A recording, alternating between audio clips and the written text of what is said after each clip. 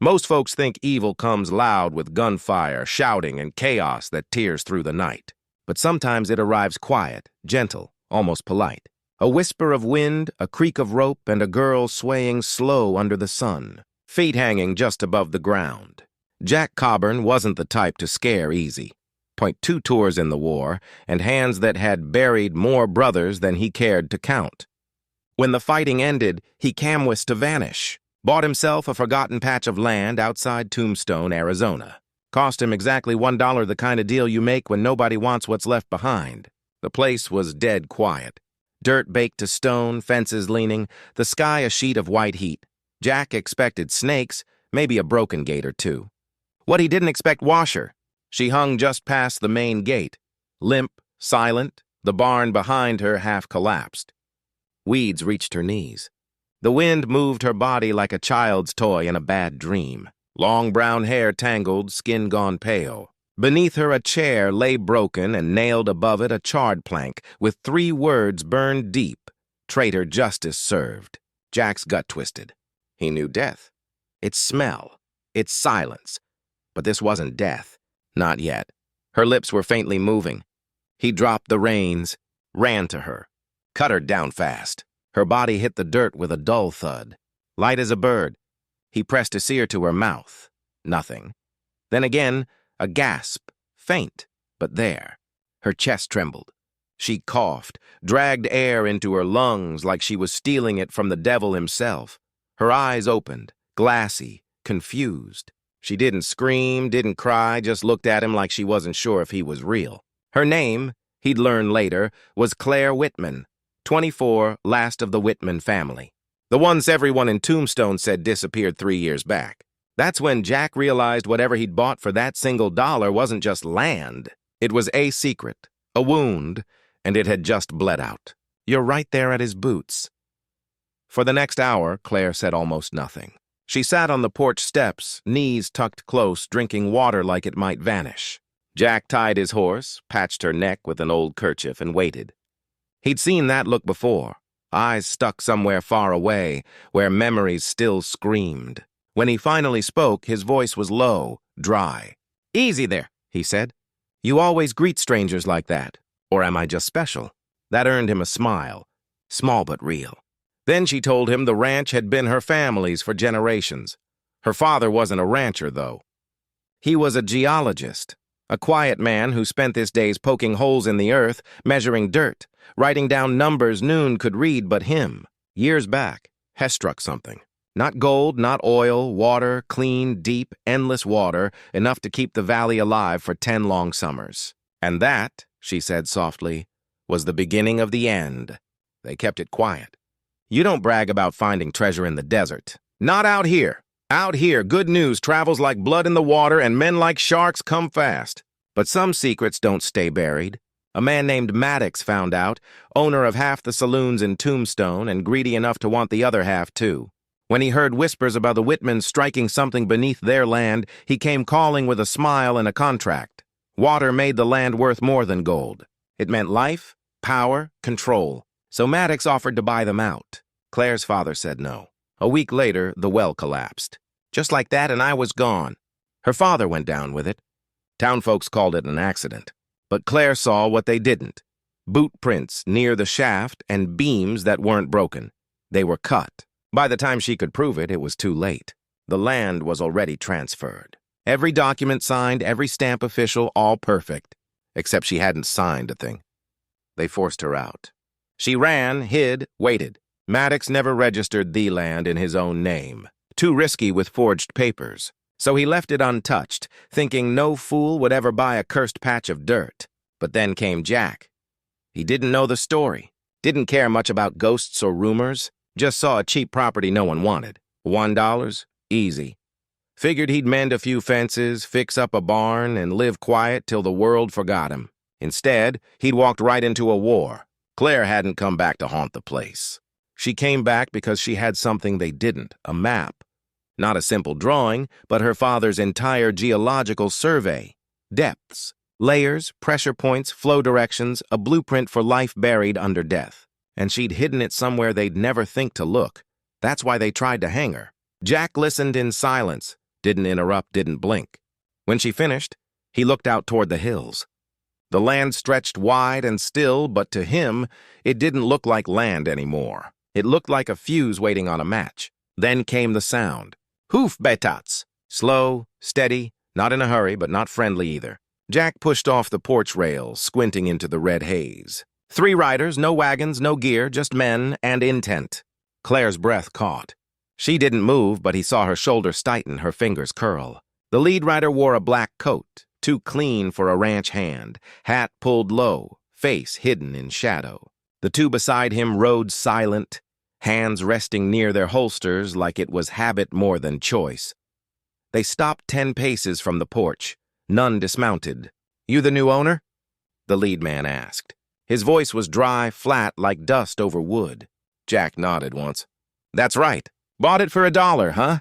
The man's grin cut sharp. "Heard this place comes with complications." Jack didn't smile. "So far, just weeds and fences," he said. "And a girl someone tried to hang?" The man's eyes slid toward Claire. "She don't belong here." "Neither do you," Jack replied, calm as cold iron. The air went still. One rider shifted. Leather creaked. The sun pressed down heavy, baking the silence between them. Finally, the lead man leaned forward, eyes hard. "This land's part of something bigger now," he said, "and folks who stand in the way usually end up under it." Jack stepped off the porch. Slow, steady, didn't reach for his gun. Just looked him dead in the eye and said, "Then he guess you'd better start digging." The man stared, then gave a single nod. The 3 riders turned, spurred their horses, and vanished into the heat without another word. Jack exhaled slow, watching the dust fade into the horizon. He'd seen that kind of look before. Men who'd already decided something was going to die. And for the first time, since he'd come west, he wasn't sure if it would be them or him. Claire looked up. "They'll be back." "I know," Jack said quietly. "And next time they won't be alone." The wind picked up, sliding through the tall, dry grass. Somewhere in that stillness, something was starting to breathe again, a story with dust in its lungs and thunder on its tongue. And if you've been riding with us this far, don't you go wandering off now. Hit that subscribe button and stick around, because where this story is headed, it sure as hell ain't downhill. After the riders left, the quiet changed. It wasn't peace anymore. It was pressure. The kind of quiet right before the sky turns yellow and the air tastes like lightning.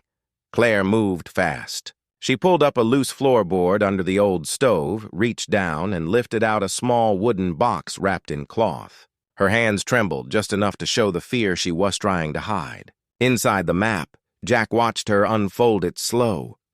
The paper was yellowed and brittle, covered in hand-drawn lines and careful notes, the kind only a man who loved what he did would make.